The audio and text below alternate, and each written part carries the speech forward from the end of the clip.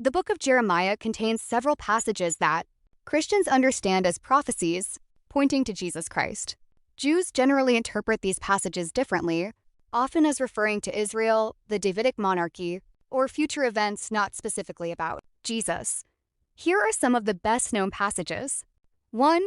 The righteous branch. Behold, the days are coming, declares the Lord, when I will raise up for David a righteous branch.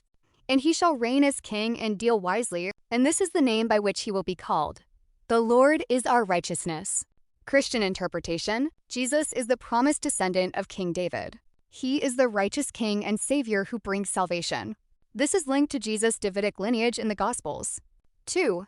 The new covenant. Behold, the days are coming, when I will make a new covenant with the house of Israel and the house of Judah. Christian interpretation: Jesus established the new covenant through his death and resurrection. At the Last Supper, Jesus said, "This cup is the new covenant in my blood." The New Testament book of Hebrews quotes this passage extensively to explain Jesus' role as mediator of the new covenant. 3. David their king. They shall serve the Lord their God and David their king, whom I will raise up for them. Christian interpretation: David is understood as referring to the Messiah, a future descendant of David, Jesus. 4. The branch of righteousness. I will cause a righteous branch to spring up for David, and he shall execute justice and righteousness in the land. Christian interpretation: another prophecy about the coming Messiah from David's line, fulfilled in Jesus. Summary table: Jeremiah passage. Theme: Christian connection to Jesus. Jeremiah 23-5-6. Righteous branch. Jesus as the Davidic king and savior. Jeremiah 30-9. David their king.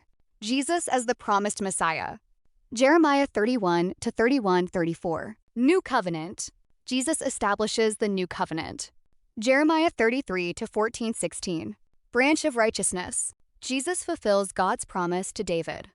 Among these, Jeremiah 31-31-34 is the clearest and most frequently cited in the New Testament as referring to Jesus, especially in the book of Hebrews. Christians see it as a foundational prophecy of Christ's work, while Jewish interpretation does not identify it as a prophecy about Jesus.